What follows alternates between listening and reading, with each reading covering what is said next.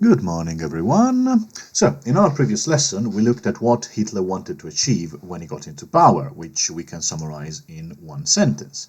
He wanted to destroy the Treaty of Versailles. A fundamental part of this process was the unification of Germany with Austria, another European country inhabited by a German-speaking population. In 1934, Hitler had the chance to realize the project of unifying Austria and Germany, but he didn't go through with it.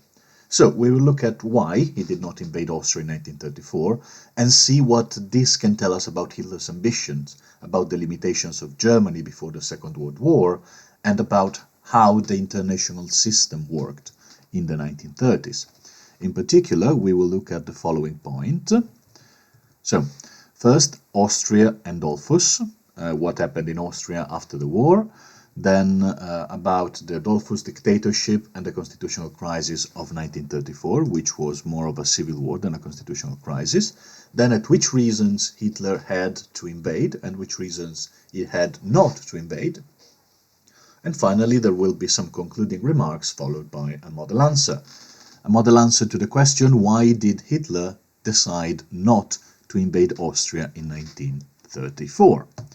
So, Austria and Dolfuss. Austria, as you might know, but it's always better to specify, is a German-speaking country in Europe located between Italy and Germany. It used to be the beating heart of the Austro-Hungarian Empire, one of the main European powers that fought in World War I. In fact, it was the country that triggered the entire chain of events that eventually led to the escalation of the conflict, as a Serbian terrorist, Gavrilo Princip, shot the Archduke Franz Ferdinand in 1914. We have talked a lot about how Germany had been humiliated and weakened by the Peace of Paris. But it was not the only one. Austria and the Ottoman empires had gotten completely dismantled. The Austro-Hungarian Empire fragmented into a bunch of competing nation-states that hated each other's guts, while the spoils of the Ottoman Empire were shared by France and Britain. Now, just a small clarification, the Treaty of Versailles was only one of the many treaties that had been drafted during the Peace of Paris. The Peace of Paris was some sort of container for the many treaties. For example, the one dealing with Austria was the Treaty of Saint-Germain, while the Treaty of Sèvres dealt with the Ottoman Empire. If you're confused by this, no problem. If you don't remember which treaty dealt with which nation, just mention the Peace of Paris and you'll be fine.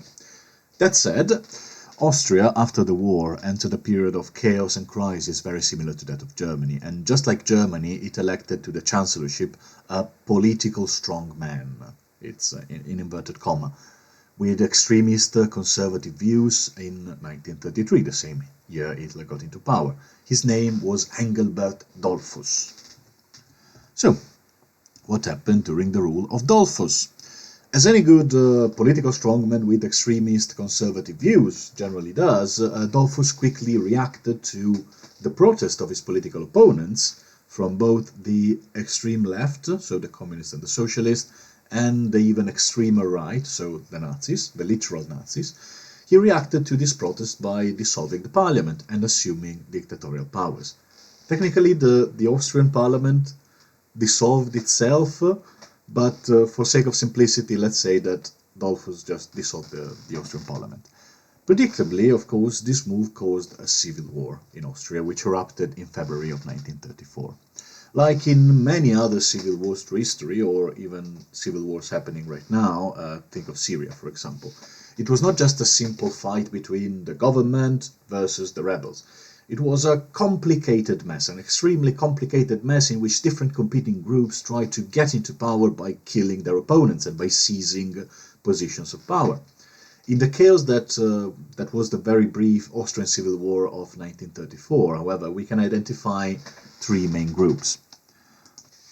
So one was, of course, the Austrian government, which wanted to preserve power and enact its own original brand of Austrian Catholic fascism, called Austrofascism.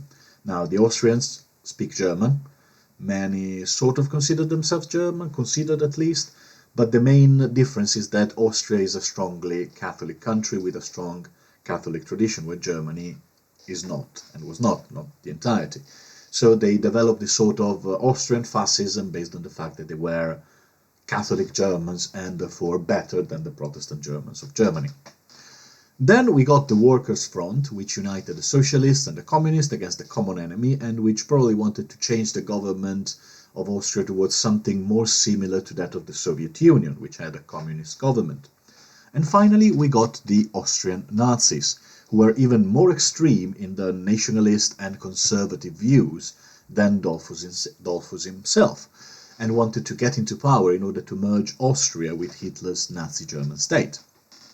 So eventually, on June the 25th, 1934, Dolfuss was assassinated by 10 Austrian Nazis, who shot him in his office. Being a devout Christian, he begged for them to call a priest that could administer him the last rites, but they refused and just let him to die like that.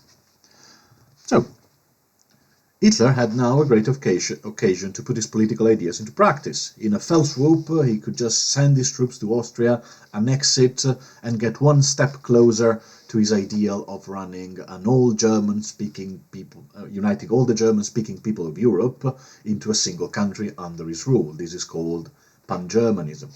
Now, as you can see in the map, the green areas are the areas where in 1930 there was a German-speaking population.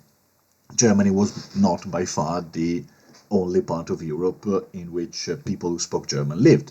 You got, for example, Alsace and Lorraine, which spoke their own sort of variant of German mixed with French, which had been part of Germany before the war, and before then it was part of France. It's complicated. You got Switzerland, you got, of course, the entirety of Austria, parts of Italy here.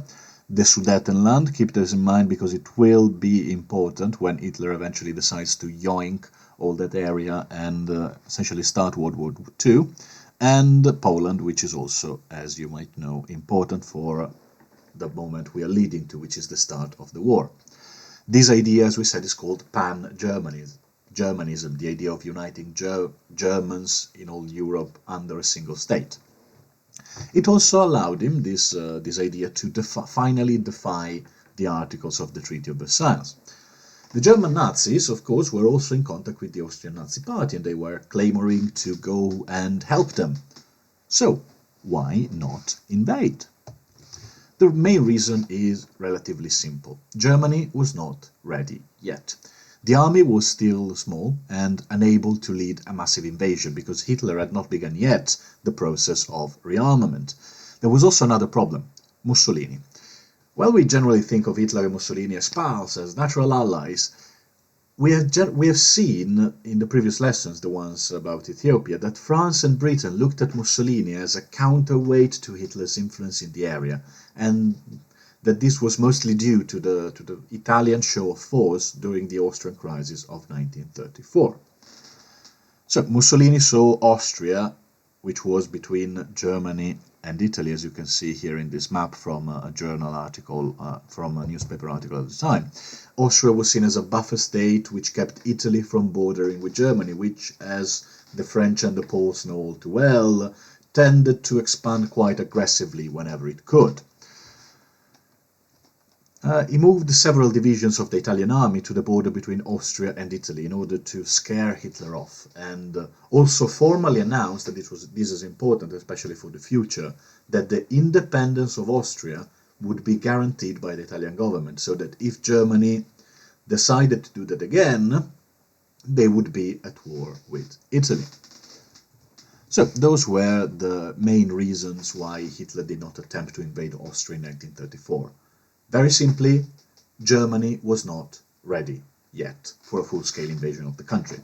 The Dolfuss Affair showed that Hitler needed to bide time and rebuild the German armed forces before he tried to actually defy the Treaty of Versailles with territorial expansion, as he did later after he had rebuilt his army.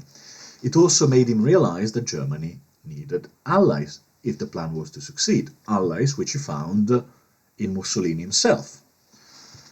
He learned his lesson by 1938, and in 1938 the German army eventually entered Austria and formally annexed the country into the German Reich. They made it part of Germany. There were some differences, however, some very noteworthy differences. This time the German army was ready. Mussolini was on his side. France and Britain were not ready to intervene. They were still sort of appeasing Hitler because they were preparing their own armies. And he had a strong popular support among the Austrian population. So, those were the facts. Now let's read the model answer. Why did Hitler decide not to invade Austria in 1934? To answer this question, you have to write at least one reason why he wanted to invade, and at least one reason why he decided not to. So, Adolf Hitler, the leader of the German Nazi Party, had hoped to invade Austria during the constitutional crisis of 1934. In 1934, Austria was governed by Engelbert Dolfuss, a right-wing dictator. He had abolished parliament in 1933 and felt that his power was threatened by the Austrian Nazi Party, which had deep connections with the German one. A constitutional crisis erupted and Dolfuss was assassinated by the Austrian Nazis. This posed a dilemma for Hitler, who wanted to annex Austria, to invade or not to invade.